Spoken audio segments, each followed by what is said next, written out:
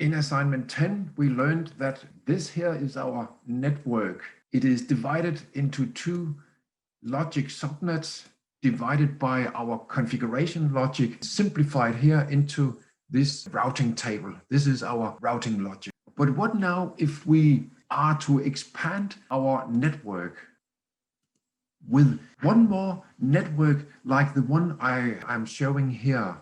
If we want this to be one network, obviously we then need to join the two separate networks here in some way. And that is done by adding a network between the two routers.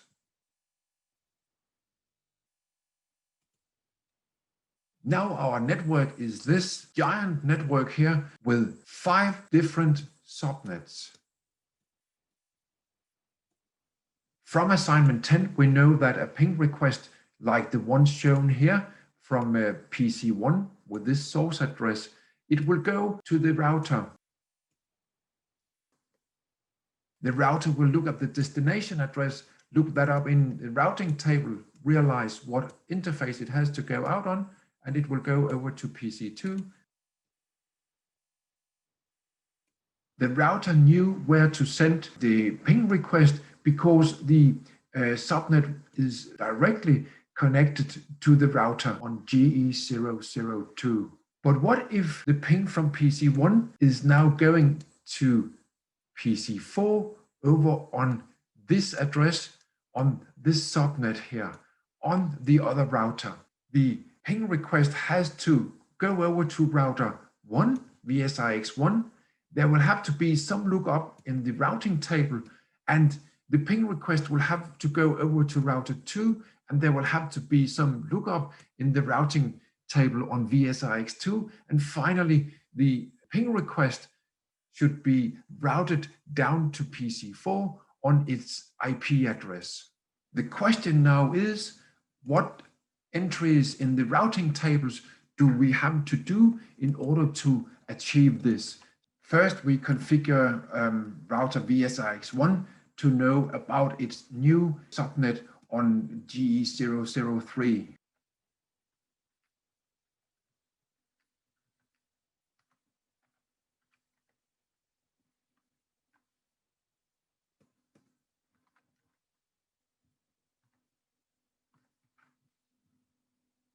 And there we have it.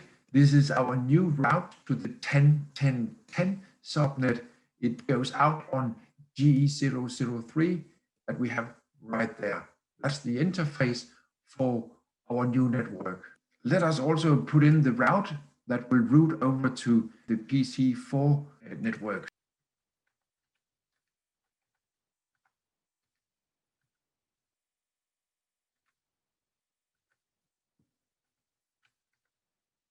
So what I'm entering here is actually the network ID, because I want VSIX1 to be able to route to any computer on our 13 network over here, not just for PC4.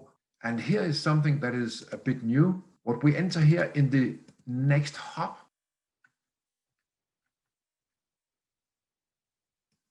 what we have entered here for the next hop is actually the address of the interface on the 10.10.10 network that router VSIX1 has to send the packet over to. Let's see now what happens to our ping request. As we know, it will go up to VSIX1. VSIX1 will look at the destination address, and it finds that, okay, that is here in my entry, in my routing table. Where does it have to go to?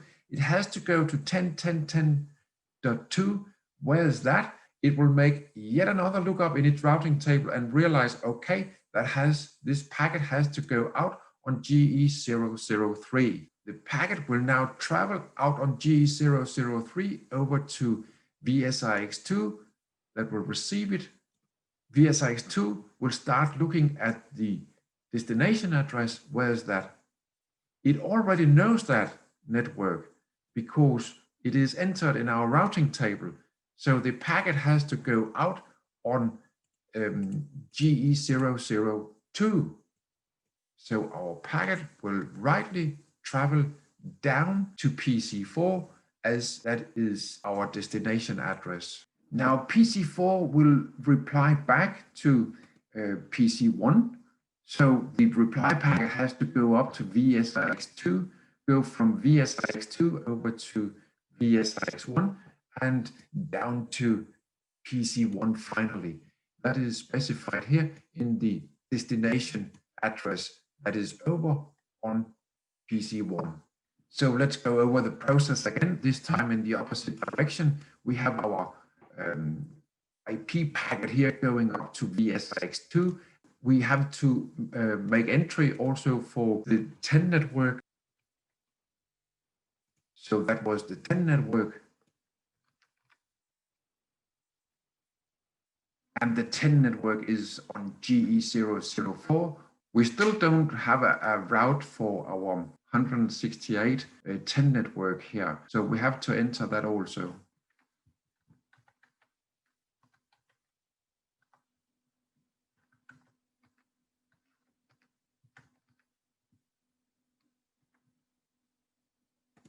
So now we have a route for our 192.168.10.2 packet here. It has this entry in our routing table. So that has to go to 10.10.10.1 as the next hop. That's actually over here on our VSIX1. So it will go into our VSIX1. VSIX2 will make another lookup in its routing table and see that 10.10.10.0 network. Okay, that has to go out on G004, and that is there. So that will rightly go over to and hit our VSIX1.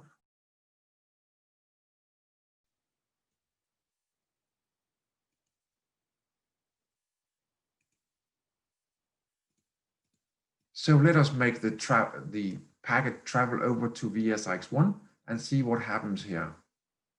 VSIX1 will look at the destination address as being the 10 address here. And that is this entry, the first row in our destination or forwarding table. It has to go out on G001, which is exactly where our 10 network is sitting, and PC1 will receive this packet. And that's it. We are done with our routing tables in both directions. We still have to do some work for the 12 network and for the 11 network. That is missing in the two routing tables.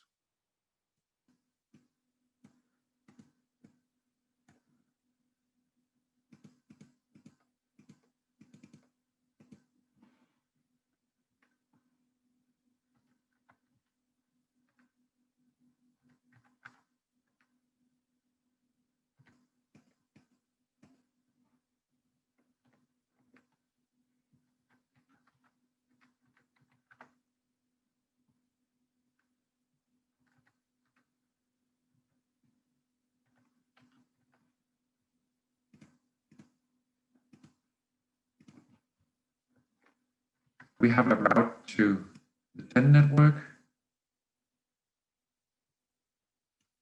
We have a route to the 11 network. We have a route to the 13 network.